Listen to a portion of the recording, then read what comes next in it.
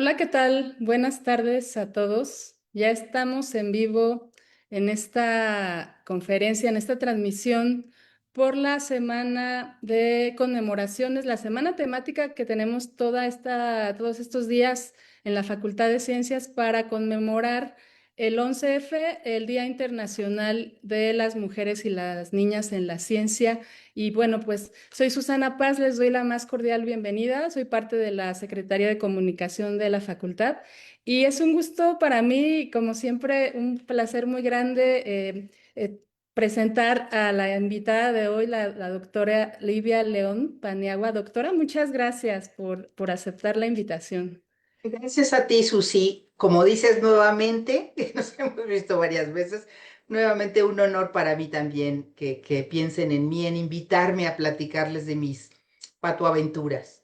Pues sí, pues ¿quién más para esta semana? Pues para conocer un poco más de todas las investigadoras, las profesoras que tenemos en nuestra facultad, conocer más sobre cómo ha sido su camino, su trayectoria en esta carrera de las ciencias. Y bueno, hoy nos vas a platicar, doctora, sobre cómo ser una mastozóloga y no morir en el intento, pero además también un poco sobre esta importancia de las colecciones científicas en tu formación, porque sabemos que desde hace varios años pues estás en esta parte de la colección que resguarda nuestra facultad. Entonces, pues va a ser muy interesante esta plática. Les recuerdo a todos los que nos están viendo que hay posibilidad de que le pregunten todo lo que quieran saber a la doctora Livia, porque nos va a poder responder aquí en este espacio. Y también recuerden que toda la semana vamos a tener conversatorios, conferencias, talleres y también algunas premiaciones por ahí del concurso de Puertas Naranjas. Entonces, pues es una semana muy, de mucha, muy nutrida en cuanto a esta posibilidad y estos espacios para conocer más sobre la vida de nuestras profesoras y académicas de la facultad. Antes de empezar, voy a leer muy rápidamente solo una pequeña parte de la trayectoria de la doctora Livia.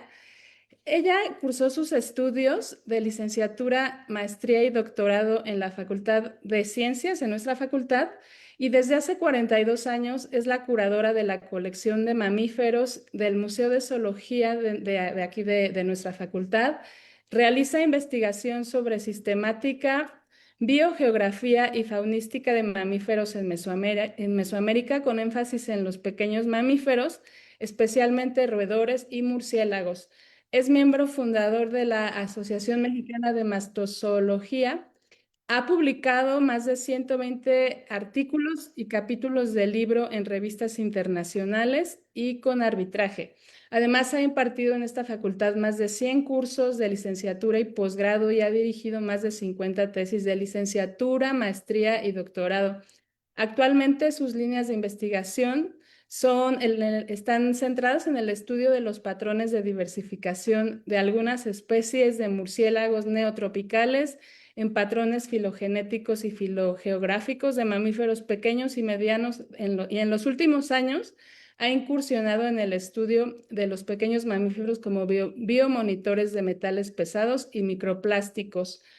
Ha sido galardonada con el premio Ticul Álvarez Solórzano que otorga la AMAC por su trayectoria en el estudio de los mamíferos en México y recientemente recibió el que es uno de los grandes y mayores reconocimientos a los que un taxónomo puede aspirar. Una especie de murciélago fue nombrada en su honor. Además, pertenece al Sistema Nacional de Investigadores y al Programa de Estímulos a la Productividad Académica de la UNAM. Y este último, doctora, que se nombró esta especie de murciélago, pues por ahí tenemos bastante información sobre eso para que también les compartamos y se enteren cómo estuvo esa situación, que fue el año pasado, ¿no? O antepasado. Pasado ya el antepasado, El hace antepasado, ratitos, ¿verdad? el Sí. antepasado, sí, ya tiene, Que estuvo muy emocionante porque más fue desde la Universidad Veracruzana. ¿Verdad? así es, sí, sí, Bueno, sí. pues Livia, pues doctora, te dejo para que nos platiques y recuerden al final. Al final vamos a tener posibilidad de algunas preguntas y pues es tu espacio. Muchas gracias. Muchas gracias, Susi. Pues para mí ya les dije, es un honor platicar de lo que a mí me gusta. No, no tienen que pedirme mucho que lo haga porque me encanta platicarles a los chicos, sobre todo a las chicas. Esta plática va muy enfocada a las mujeres y a las niñas en la ciencia y decirles, constantemente les voy a decir que sí se puede, que aunque nos digan que la biología nos va a matar de hambre, que aunque nos digan que ¿por qué no estudiamos una carrera que nos vaya a dejar, a que nos vaya a permitir desarrollarnos como todas unas profesionistas? La carrera de biología, las carreras científicas en general, también nos permiten vivir de una manera decorosa y también se gana dinero haciendo ciencia. Entonces, empezando con eso, yo creo que las niñas que me estén escuchando, las mujeres que me estén escuchando, yo creo que tendrán que tener bien claro que de la ciencia, claro que se vive y se vive bien, pero sobre todo se vive feliz, haciendo lo que a uno le gusta, ¿no?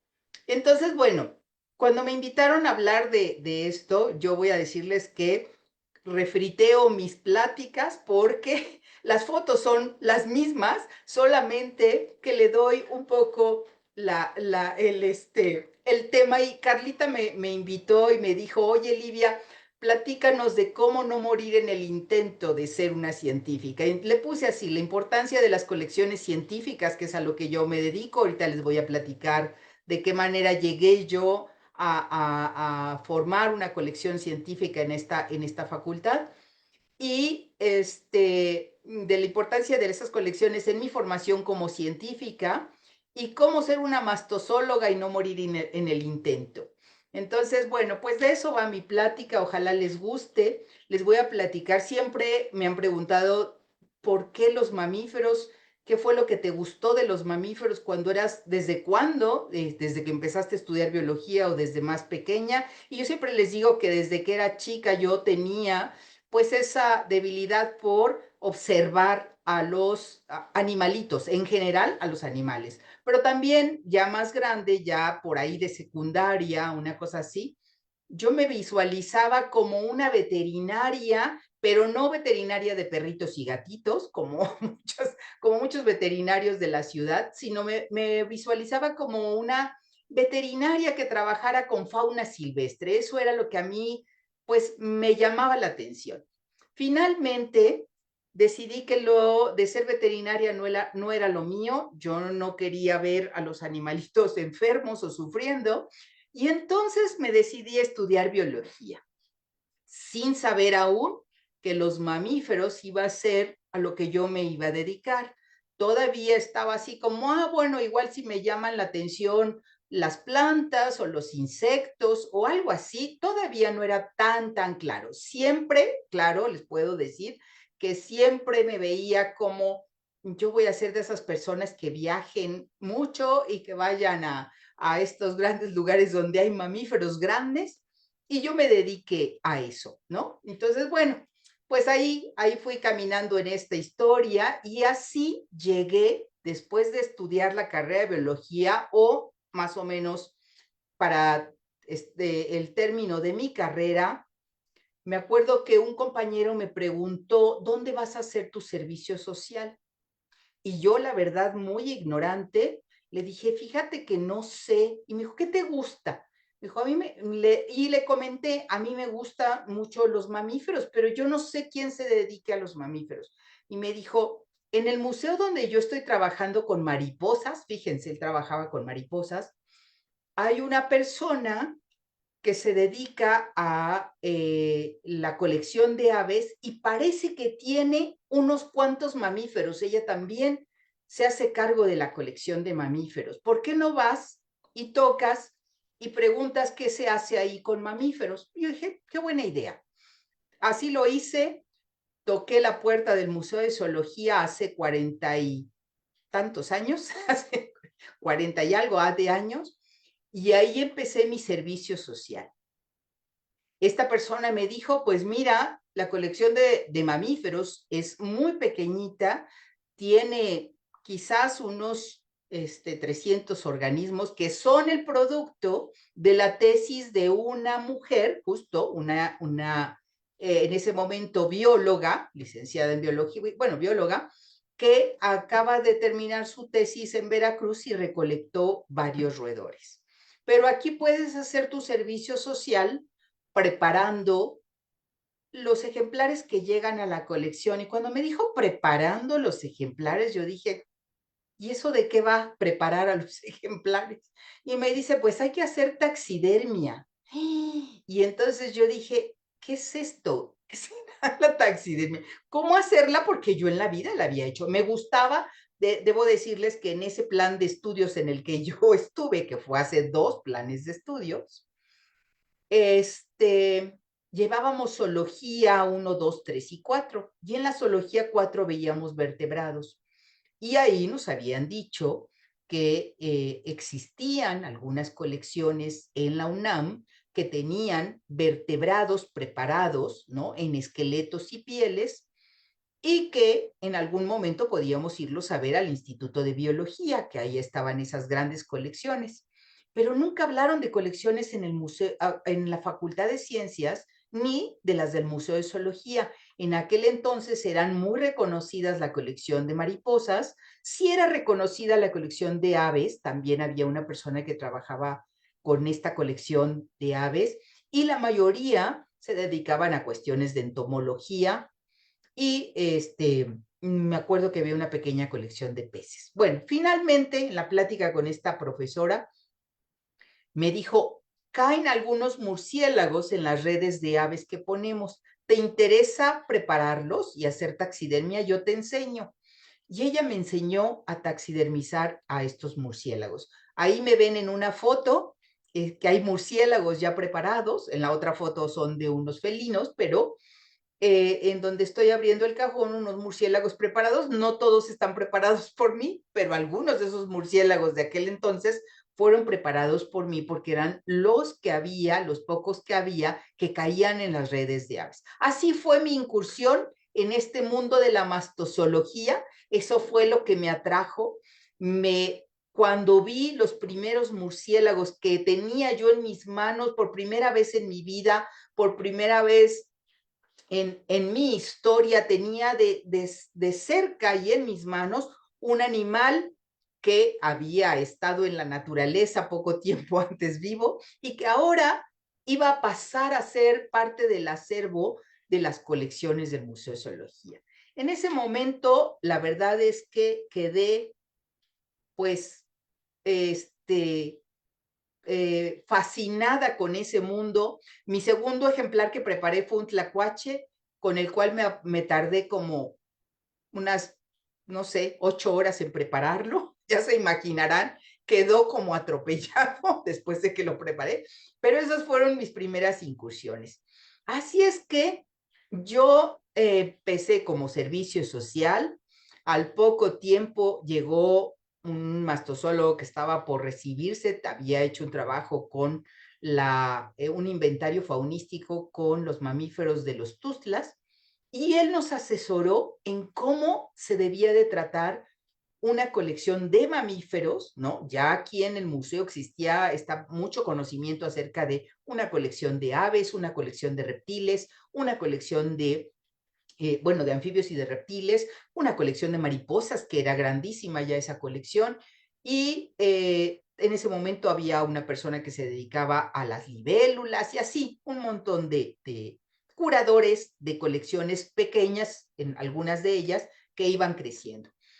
Y esta persona entonces ya nos enseñó a llevar un catálogo, a etiquetar a los ejemplares, a mantenerlos en las condiciones ideales para que no se contaminen, en fin, muchísimas cosas que fui aprendiendo, y fue creciendo la colección al grado tal que ahora tenemos también colecciones de tejidos en donde podemos hacer estudios de DNA, además de guardar los esqueletos y las pieles de los ejemplares. Guardamos una muestra de tejido para hacer estudios moleculares. Todo esto ha ido evolucionando de una manera maravillosa, creo yo, a un buen ritmo, gracias a todos los estudiantes que participan aquí. y que han ido aumentando la cantidad y obviamente las oportunidades de ir capacitando cada vez más gente para que salgan nuevas generaciones de mastozólogos. Yo me formé pues un poquito, me fui por la libre y entonces hice aquí mi maestría, bueno, mi tesis de licenciatura, que fue justo un análisis faunístico de murciélagos en el estado de Querétaro, después la maestría y después el doctorado, un poquito sola, pero también un poquito asesorada con gente de la UAM, con gente del Instituto de Biología, con gente de otras universidades, y así fue como mi historia fue creciendo muy asociada a las colecciones. Y aquí pongo aquí cómo nos formamos como mastozólogos. Entonces, para esas niñas otra vez va esta historia de ¿cómo nos formamos los mastozólogos? Pues para poder tener esta serie de ejemplares y de ahí tomar información que nos invite a dar historias de evolución, que nos invite a contar o a saber, estudiar e investigar todas estas historias de evolución, todas estas historias en donde utilizamos caracteres ecológicos, caracteres conductuales, caracteres de los mismos cráneos, de las mismas pieles, los caracteres moleculares, ya había yo dicho, tenemos que salir al campo. Y esto es una de las cosas más fascinantes que se puedan imaginar. Como biólogos, trabajamos primero trayendo esos ejemplares a las colecciones, observando, apuntando, tomando videos, tomando fotografías, haciendo todo lo posible por tener la mayor cantidad de datos que nos hablen de la biología de esos individuos para después formularnos buenas preguntas biológicas y poderlas contestar con toda la evidencia con la que contamos. Entonces, vamos al campo y trampeamos. ¿Y qué quiere decir trampear? Pues poner todo este tipo de, utilizar esas técnicas para poner trampas, redes, trampas fotográficas,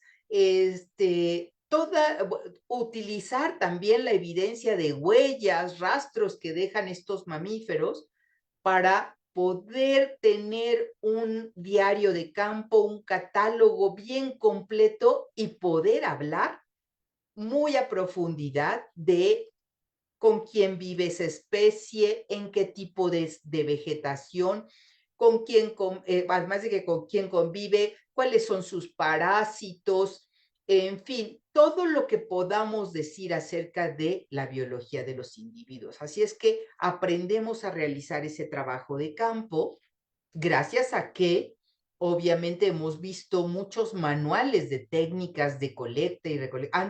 Antes se utilizaba, digamos, solamente trampas de golpe para colectar algunos ratones. Ahora utilizamos trampas en donde los podemos mantener vivos y dejarlos en libertad una vez que medimos, pesamos, examos, si es que esos individuos ya no los vamos a utilizar en la colección. Entonces, es muy fácil hacer este tipo de trabajo que antes era mucho más complicado porque las trampas en principio lo sacrificaban, ¿no? Y ahora podemos tomar una muestra solamente de todo lo que podemos atrapar y después liberar algunos de estos ejemplares. También aprendemos a obtener toda la información de los organismos y de su ambiente, y esto es, hacemos toda esa taxidermia, y al hacer la taxidermia obtenemos ectoparásitos, endoparásitos, obtenemos las medidas, obtenemos los tejidos de los individuos, podemos apuntar quizás datos de la edad del individuo, por supuesto el sexo y muy, muy, muy importante, la localidad precisa de colecta. Toda esta información le sirve a cualquier gente que quiera hacer un trabajo de conservación de una especie o de una región. Todos esos trabajos de conservación están basados en las bases de datos que proveen las colecciones científicas. Si no fuera por las colecciones científicas, difícilmente se podría saber si la especie que decimos que está en un lugar, por ejemplo, en Cuatro Ciénegas o, por ejemplo, en la Reserva de la Biosfera de Mapimí, cualquier lugar que se les pueda ocurrir, ha salido esa propuesta de conservación de la región gracias a las bases de datos que dan las colecciones científicas, por lo completo de su información. Y aquí les muestro, para quienes nunca han visto cómo es esto de tener todas las técnicas de muestreo de cada uno de los individuos o de las especies que podemos encontrar en cualquier región de México o de cualquier lugar del mundo, pues utilizamos las trampas cámara y podemos ahí observar las horas de actividad de las especies. Como pueden ver, ahí hay de pescuincle. No sé si alcanzan a ver mi flechita, Susi, o Sí, no. sí se ve la flecha. Sí. Bueno, para que vean que eso es una fototrampa, así se le llama. La otra, la del cuatí, pues es una fotografía normal, pero aquí les pongo un ratoncito que está dentro de una trampa que mantiene a los roedores vivos y que los podemos liberar como está sucediendo en la trampa que está abajo. Ahí estamos liberando un ratoncito. En las manos de este chico está un murciélago que fue sacado de una red, y el otro chico que muestra esa sonrisa porque tiene un murciélago muy interesante en las manos. Pero también les dije que tomábamos en cuenta las huellas, los rastros de excretas de los mamíferos para poder saber, ahí podemos tener datos de alimentación de muchos individuos. La información que nos da la gente de las comunidades es importantísima. La información que nos dan ellos, porque ellos conocen la fauna con la que conviven en sus comunidades. Y muchos de ellos los cazan, o una de dos, o por la necesidad de la carne para poderse alimentar de ella, o la otra porque venden algunas veces las pieles. Y nuestro trabajo cuando estamos en campo es decirle a la gente: no mate estos animalitos, mire que van a traerle beneficios de muchas formas, ¿no? Juegan un papel importante en el ambiente donde ustedes están, son parte de que se mantenga ese equilibrio ecológico. En fin, muchas veces hacemos una labor de convencimiento, a veces lo logramos, a veces no, pero tratamos de hacer conciencia en la gente para que estos animales no sean sacrificados, y a veces cuando ya los sacrificaron, pues nuestra tarea es a veces podernos traer una de esas pieles a la colección, ¿no? Y decirle: mire, acá la vamos a cuidar y va a permanecer por muchísimos años, dando información constante a la ciencia o a cualquier toma de decisiones acerca de esa especie en el país. Bueno, les digo, a veces lo logramos, a veces no. Aquí pueden ver que algunas trampas se ponen sobre los troncos de los árboles. Entonces, solamente para que tengan idea que hay roedores arborícolas, hay roedores terrestres la mayoría, pero también hay roedores acuáticos, y entonces tenemos que buscar la manera de bueno, anfibios, por así decirlo, porque viven en tierra y nadan mucho, y entonces tener esa visión sabiendo cómo viven, cómo es la historia de vida de una especie, poder trampear hacia donde sabemos que los podemos encontrar. Entonces, pues esto es un poco el trabajo que hacemos en campo, solamente para que vean la diversificación que tenemos que hacer de los métodos para poder tener muestras de toda la fauna de mamíferos que hay en una región.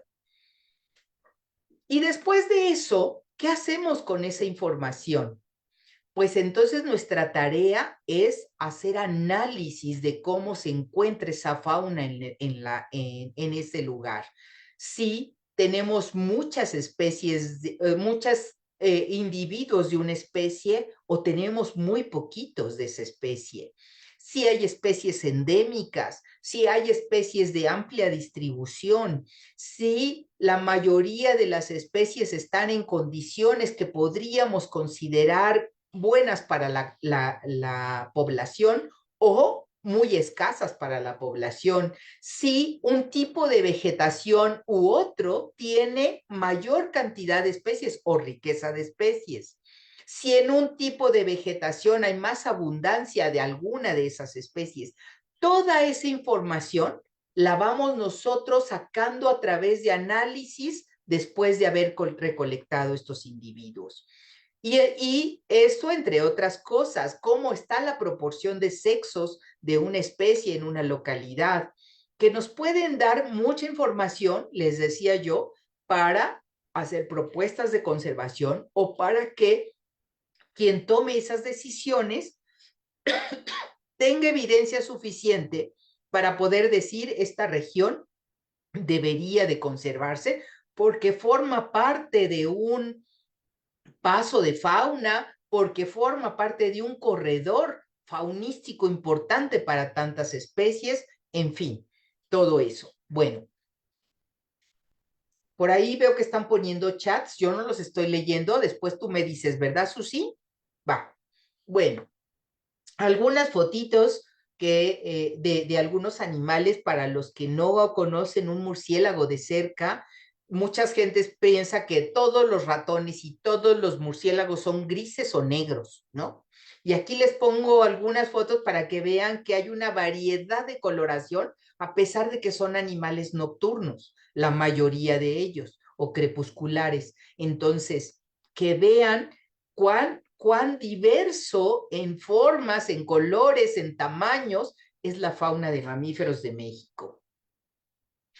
Y una vez que tenemos todos estos datos, nos podemos lanzar a proponer cosas después después de los estudios que hacemos primero faunísticos y después, por ejemplo, aquí les pongo un ejemplo de un estudio filogeográfico. ¿Qué quiere decir esto? De una sola especie se utiliza la información que dan los genes, algunos genes mitocondriales sobre todo, pero genes nucleares también, y hacer una propuesta de filogeografía quiere decir ver cómo la evolución en ese lugar ha marcado o no diferenciación de la especie, de las poblaciones de una sola especie.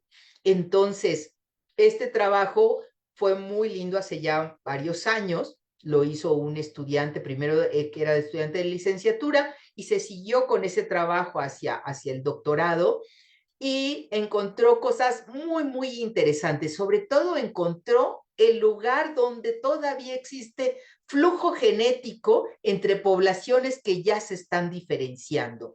Para nosotros hablar de evolución es así como lo que más nos apasiona. Y todas estas historias de evolución las podemos hacer a través de la información que vamos recopilando con muchos años de colecta de una sola especie, y vamos viendo cómo esas poblaciones van teniendo patrones muy interesantes filogeográficos que después los encontramos repetitivos en otras especies. Todo bien, ¿verdad? Es que entró como un ruidito. Sí, sí, se escucha algo, sí, pero todo bien. Perfecto, gracias, Susi. Bueno, y ese trabajo de filogeografía se complementó con un trabajo de morfometría geométrica. ¿Qué es la morfometría geométrica? Pues es esta forma de platicarnos la evolución de las formas con los cráneos, como ustedes pueden ver ahí abajo en la foto del cráneo de murciélagos. Nos estamos dando cuenta cómo esas formas al paso de la evolución se van modificando. No solamente es el tamaño, ¿no? El tamaño o la altura del cráneo y esto, sino son formas que han ido evolucionando y apoyan o no la hipótesis filogeográfica y apoyan o no una hipótesis de filogenia. Entonces, a veces las moléculas y la morfología nos platican una historia muy similar. A veces no nos platican la misma historia. Y entonces nosotros como biólogos, como científicos, tenemos que platicar de una manera congruente, hacer una discusión muy congruente de qué nos está diciendo la parte molecular, esa información que nos dan todos los análisis genéticos y qué nos está platicando los fenotipos, ¿no? ¿Qué nos platican los fenotipos de cómo se han ido adaptando a los diferentes áreas o cómo han ido cambiando con respecto a lo que encontramos desde el punto de vista genético?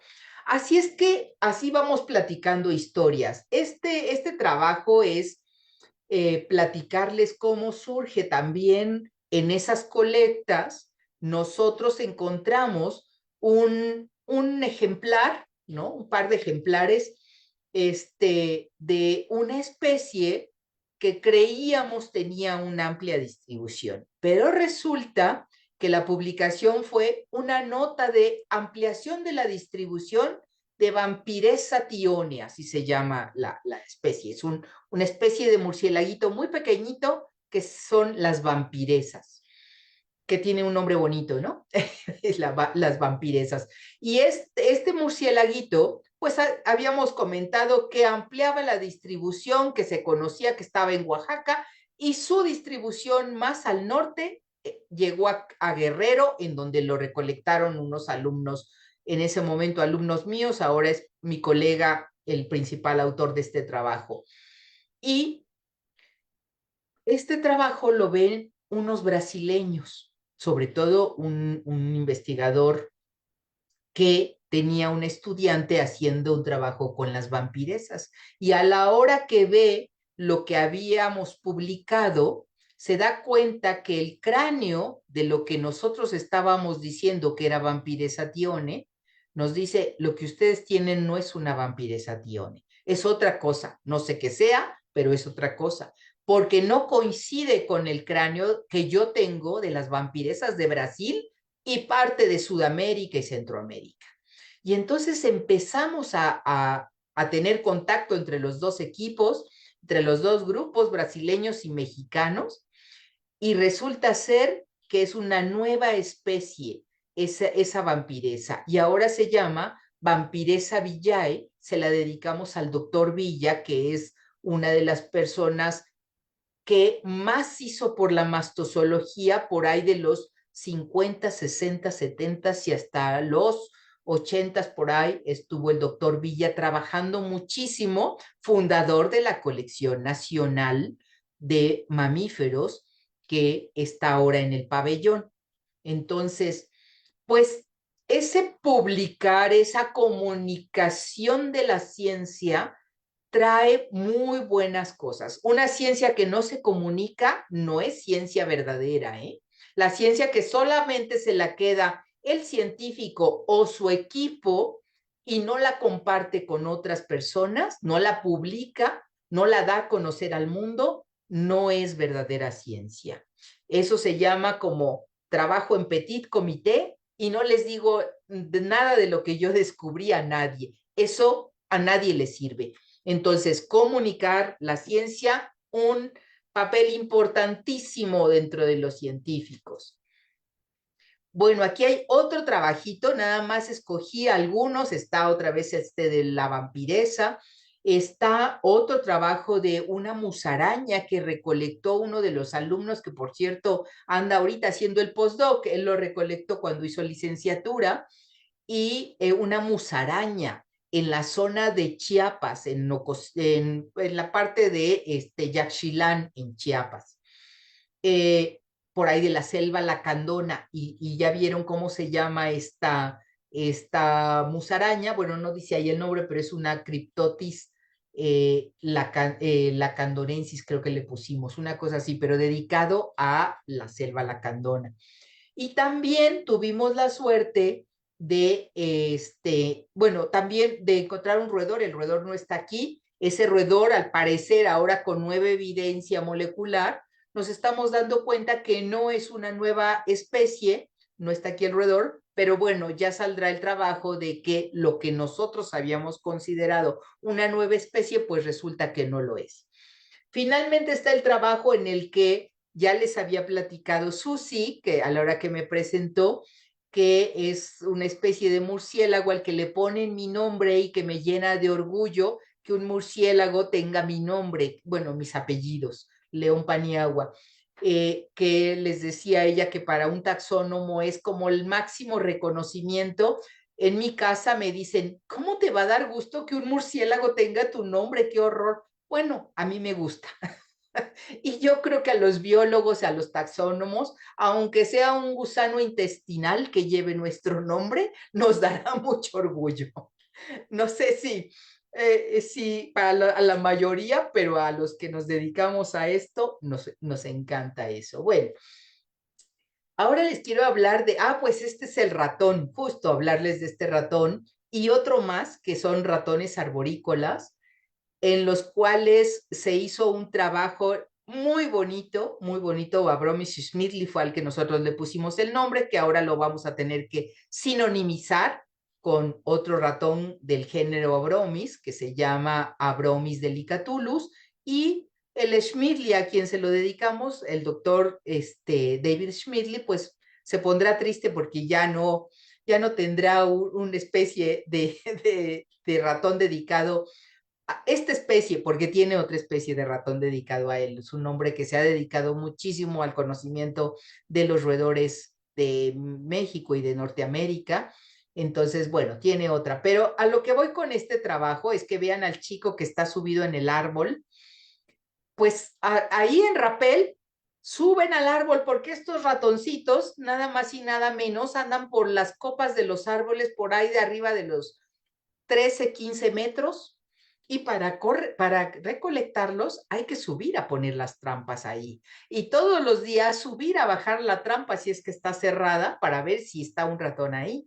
Pero no contentos con eso, tanto al Reitrodontomis wagneri como al Abromis schmidli les pusieron radios transmisores a unos cuantos de esos ratones. ¿Y saben qué descubrieron? Los ámbitos hogareños de ellos. Entonces, una vez que sabemos de la biología de estos animalitos, saber sobre la ecología es maravilloso y ahorita les voy a decir por qué. Yo siempre digo, ¿a quién le interesan los ratones? A todo mundo le dan miedo. Y si son ratones que andan en los árboles, pues ni quien sepa que vivan ahí, o sea, ¿a quién le van a interesar?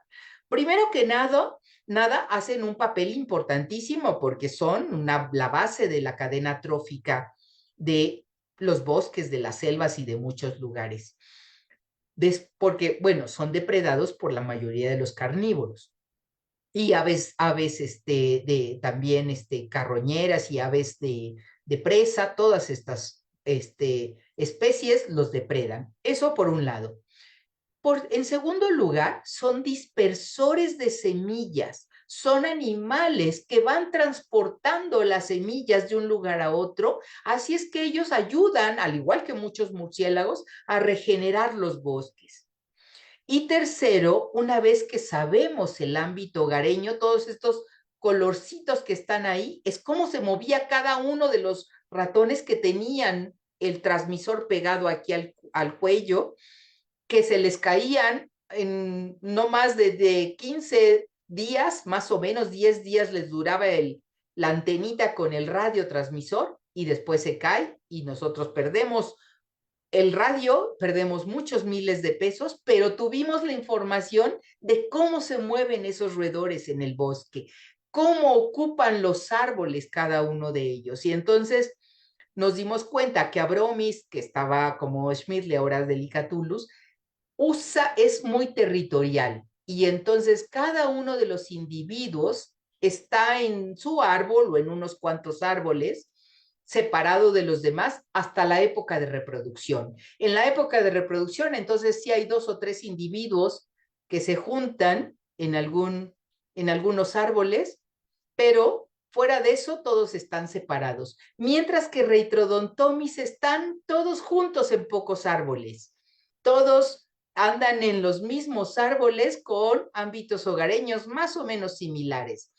Esa información ecológica nadie más la había dicho, ¿no? Entonces nosotros ya pasamos de hacer todos los trabajos de taxonomía, todos los trabajos de después la filogenia de algunos de ellos, ahora a saber y a proponer, bueno, a encontrar patrones ecológicos que nos pueden ayudar a decir, oigan, si estos árboles no se conservan, dejen ustedes el ratón que se va a desaparecer y se va a morir esa especie, se va a extinguir la especie. Todo lo que se puede extinguir junto con el árbol. El ratón, pero si el gusano, pero si el artrópodo, pero si muchas cosas más que pueden extinguirse porque no sabemos cómo es la biología y la ecología de esas especies. Y nosotros encontramos esto que fue muy bonito, fue la tesis de 2 estudiantes de licenciatura que después se siguieron con la tesis de maestría. Por ahí les dijo Susi que yo también hacía trabajo bueno, yo y mis alumnos, no yo, más bien mis alumnos, hacen trabajo sobre utilizando a los mamíferos como biomonitores, encontrando esta contaminación que va causando las empresas farmacéuticas, el derrame de agua contaminada en ciertas zonas o las cementeras o la extracción en las minas de algunos compuestos químicos y obviamente de algunos metales. Eh, He tenido la suerte de tener 2 estudiantes de doctorado a las cuales esto les llamó mucho la atención. Una de ellas buscó metales pesados en, en el pelo de algunos mamíferos y otra de ellas buscó mercurio, no solo en pelo, sino también en hígado de algunos mamíferos. Esta zona donde trabajaron las dos es una zona de las más contaminadas del país y es la zona del Valle del Mezquital, en donde hay derrame de las aguas negras de la Ciudad de México, van a dar al Valle del Mezquital. Así es que imagínense la contaminación que va a dar allá y hay muchas personas que están sufriendo enfermedades de la piel, pues ahora nos hemos dado cuenta que hay arsénico, hay mercurio, hay plomo y hay cadmio en esas aguas y al parecer, pues en la tierra ya está estos metales pesados. Y esto lo hicieron gracias a ejemplares que están en la colección, no solo en esta colección, sino también en colección del Poli, en la colección del Instituto, ahora del Pabellón, en varias colecciones, utilizando un poco de pelo y viendo qué tanto ese pelo mantiene elementos a nivel traza, o sea, hace poco o mucho contaminante, pero les decía esta chica que hizo el biomonitoreo de el mercurio, encontró también algo de mercurio en el hígado de algunos roedores y murciélagos. Entonces, ¿cómo podemos utilizar este material que ya está en la colección y que puede seguir y seguir y seguir dando información? Yo a mis alumnos les digo, ¿ustedes creen que los ejemplares que recolectó Darwin, que los ejemplares que recolectó Humboldt, las plantas que recolectó Humboldt, sigan dando información nueva? Pues claro que sí.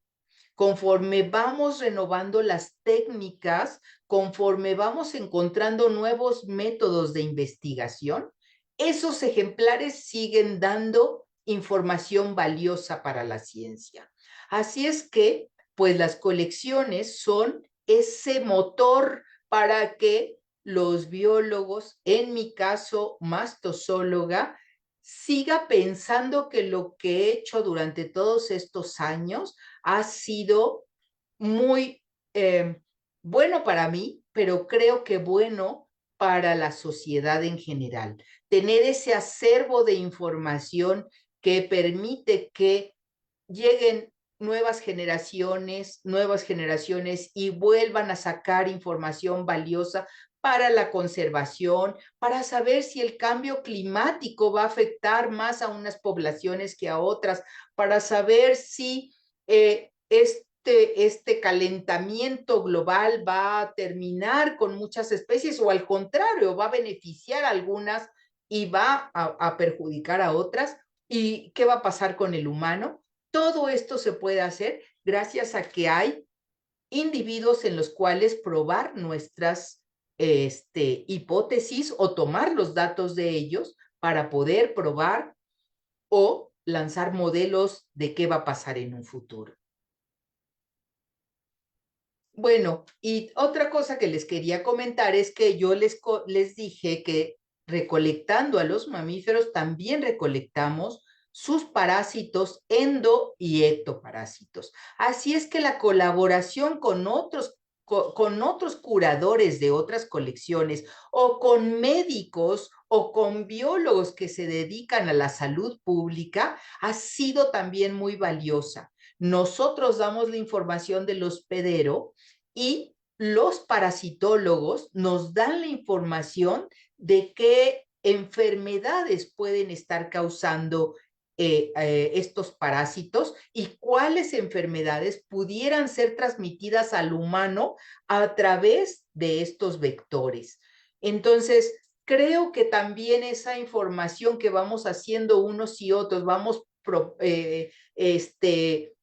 promoviendo unos y otros, va siendo muy enriquecedor para la sociedad en general.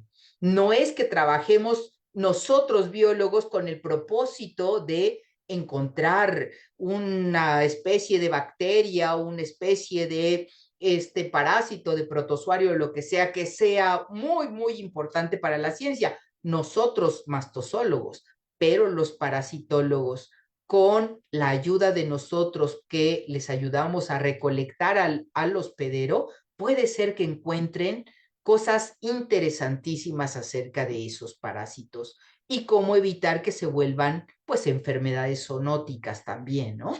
Con lo que sabemos nosotros de la biología de estos hospederos. Así es que, bueno, finalmente decirles que con todo lo que hacemos en la colección de mamíferos, una de las tareas muy, muy importantes es hacer difusión.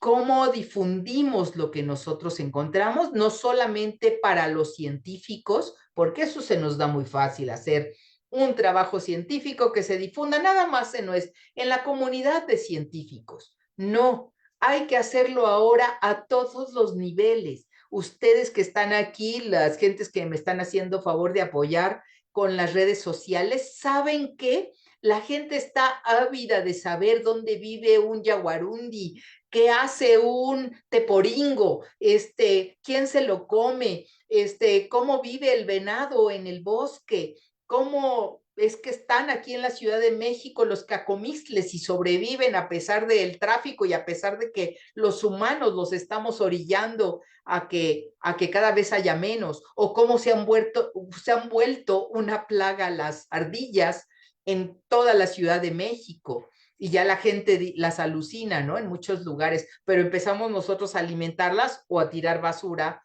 comestible en cualquier lugar y bueno, pues las ardillas o los tlacuaches o muchas cosas que hacen uso o están viviendo muy de cerca con los humanos, pues a algunas les va muy bien, a otras les va muy mal.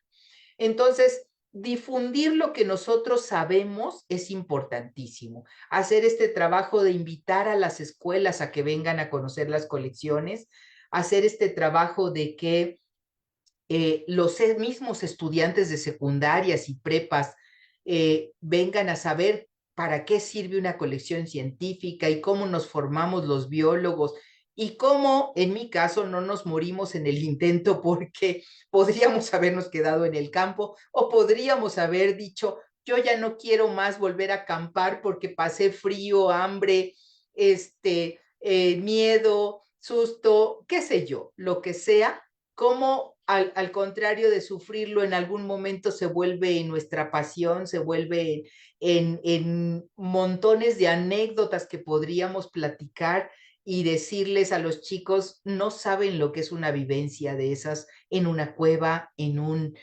río, en un bosque, y oír a las aves cantar y estar oyendo el ruido de algún animalito que ya reconocemos como, ¿oíste? Ese fue el chillido de un tigrillo o algo así, el llamado de un coyote, ese tipo de cosas que son maravillosas. Eso es lo que yo les puedo platicar. No me he muerto siendo mastozóloga, no me he muerto de hambre siendo bióloga y sí les puedo decir que soy muy feliz siendo bióloga. Eso es lo que yo les puedo platicar, Susi. Muchas gracias, doctora. Pues fue muy emocionante todo lo que nos platicas. Aquí en Facebook te están mandando saludos. Rebeca de Lira, Susana López de Lara dice muchas gracias por compartir. América Ave nos saluda desde el Estado de México. Romelia Bravo también manda saludos. Nancy Martínez de la Coordinación de Gobierno Región Nororiente Centro. Gracias por compartir este tema tan interesante. Hugo Ponce manda saludos Ay, y bueno, aquí Hugo. sí, hay varias felicitaciones, te están siguiendo aquí en esta plática. Y algunas preguntas que también Rodrigo pregunta, ¿qué descubrimiento o proyecto te ha dado más emoción a lo largo de tu carrera con todo esto que nos has estado platicando?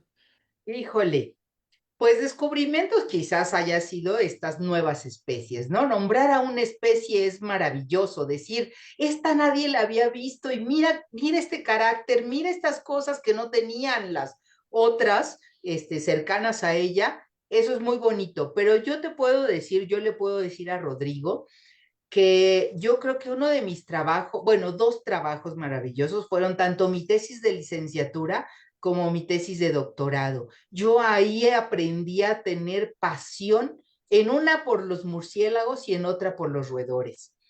Y te digo, todo el mundo dice, ay, qué feo que te gusten los roedores, pero de verdad conocer este grupo de mamíferos que han evolucionado de cierta manera y tú descubrir esa evolución en un grupito, ¿no? Un género que vive en México, que es cuasi endémico de México y que se sabía muy poco de él, se sabía muy poco de esas relaciones de filogenia entre ellos. Yo le podría decir a Rodrigo que esas dos cosas a mí me han fascinado, independientemente de todas las que han hecho mis estudiantes a lo largo de toda mi trayectoria. Ya dijeron hace ratito que un poco cercano a las 50 tesis he dirigido, así es que cada una de ellas yo las gozo con cada uno de mis alumnos. Pero esos dos trabajos creo que a Esos mí me han trabajos. gustado mucho.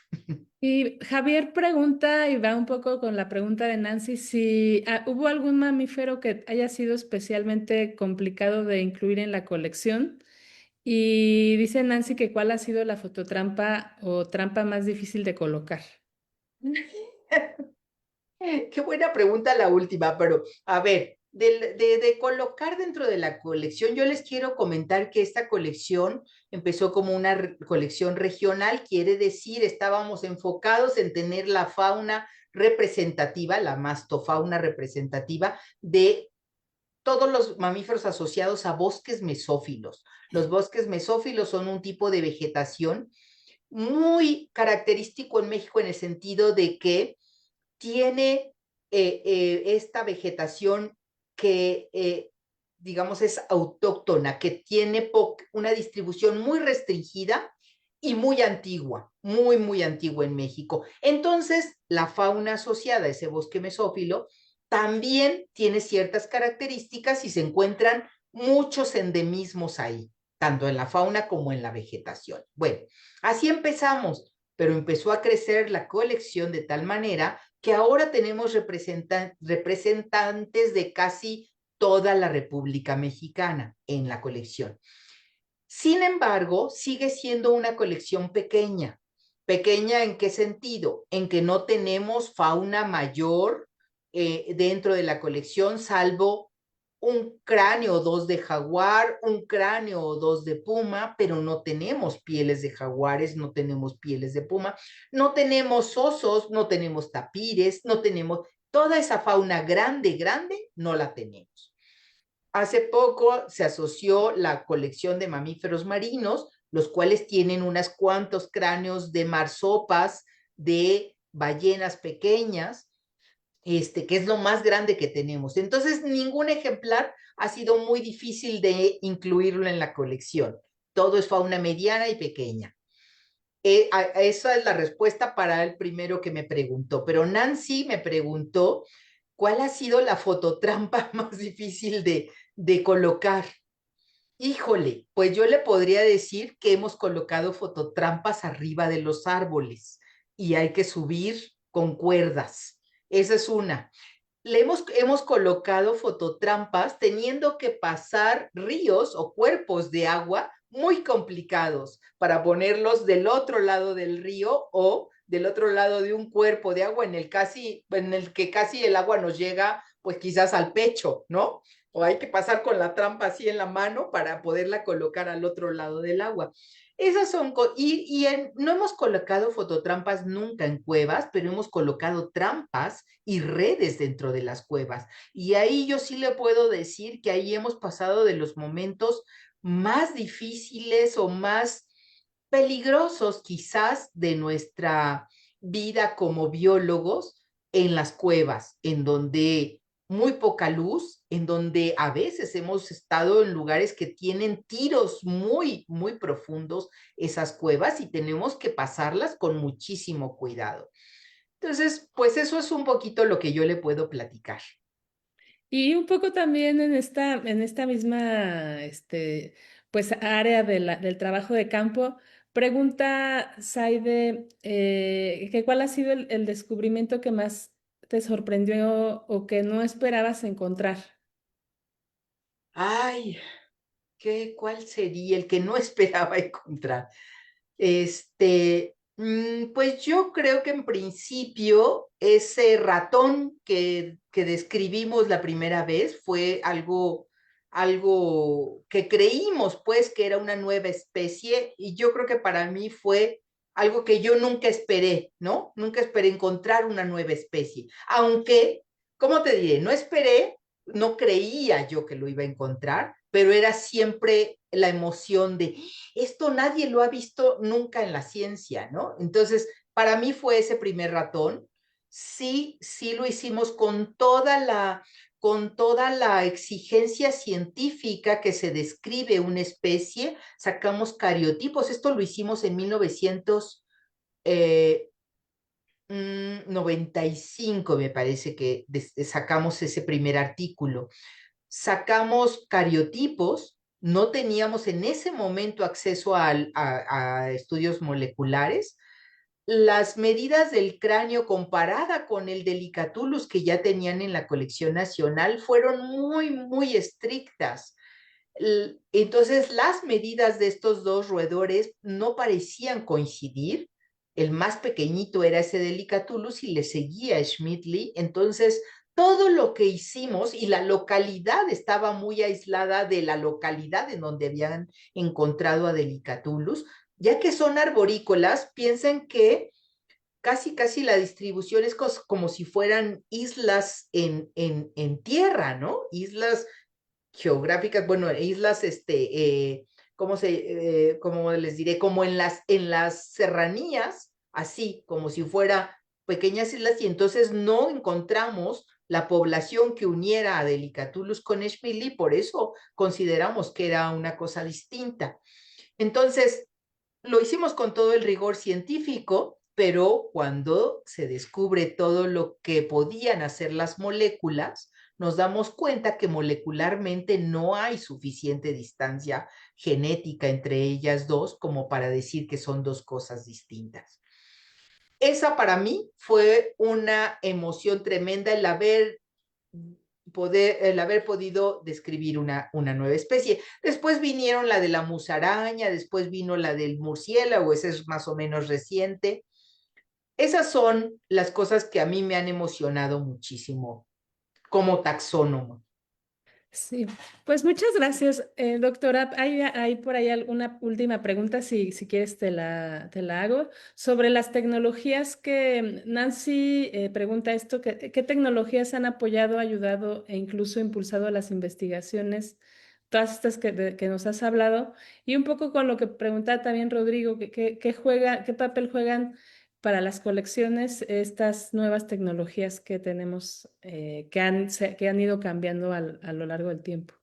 Y que tú, Bueno, pues todo, chicos, las nuevas tecnologías son lo máximo, justo lo que nos ayuda a preguntarnos nuevas cosas, ¿no? Hacernos nuevas preguntas, pero fíjense, ya les comenté ahorita esta historia de la cuestión molecular. Ahorita ya no estamos con secuenciación de genes, ahorita estamos con secuenciación de genomas. O mm, sea, parte del genoma, si no es que el genoma completo, pero la mayoría de los casos, parte del genoma es lo que se está secuenciando. ¿Ustedes saben la información que nos da eso? O sea, las relaciones filogenéticas de las especies, ahora filogenómicas, es que están abriendo un panorama inmenso, inmenso. Lo que creíamos que antes eran relaciones muy cercanas entre algunas especies, pues cuando se hace un estudio genómico resulta que no, o resulta que sí, que son más cercanas de lo que uno pensaba, ¿no? Entonces, eso ha sido maravilloso, ha sido precioso toda esa parte. Y también las otras nuevas tecnologías están en el sentido de cómo utilizar los modelos de nicho, cómo hacer estos modelos hacia el futuro, qué va a pasar con las especies, calculando cómo va a estar la temperatura, cómo va a estar la disponibilidad de alimento, cómo va a estar la disponibilidad de agua en un futuro. Eso está maravilloso. Plantearse para poder hacer más conciencia en el público en general, pero desde los científicos necesitamos ser más conscientes de lo que hacemos, ¿no? Por eso yo les decía yo, no es que vayamos por todo lo que encontramos en campo, es que tomamos una muestra para poder contestarnos una pregunta biológica, no al ahí se va o no depreden todo y ya. No, al contrario, es qué sí y qué no nos podemos llevar, ¿no? Qué sí y qué no hace falta en una colección. Entonces, pues no sé si con eso les contesté, pero también ahorita la última foto que puse por ahí que decía yo gracias, está tomada con un dron. Y ustedes saben lo maravilloso que han sido los drones para poder monitorear una región, para poder ver el hábitat de una especie que antes no teníamos idea cómo se veía desde el aire, desde este punto de vista de los drones. Entonces ha sido maravilloso. Todo esto ha sumado, suma a la ciencia, suma a la biología, suma todos los aparatos que se han inventado para escuchar a un murciélago, ¿saben? Ahora los podemos grabar y no casi, determinar la especie que está lanzando ese sonido, ese ultrasonido, ¿no? muy interesante, muchas gracias. Ya está, ya nos platicaste y ya sabemos cómo se puede ser mastosóloga y no morir en el intento, como decías, y como titulaste tu presentación. Pues muchas gracias de verdad por esto que nos compartes. Seguramente será de mucha inspiración para los estudiantes, pero también para quienes están decidiendo qué hacer, a qué dedicarse.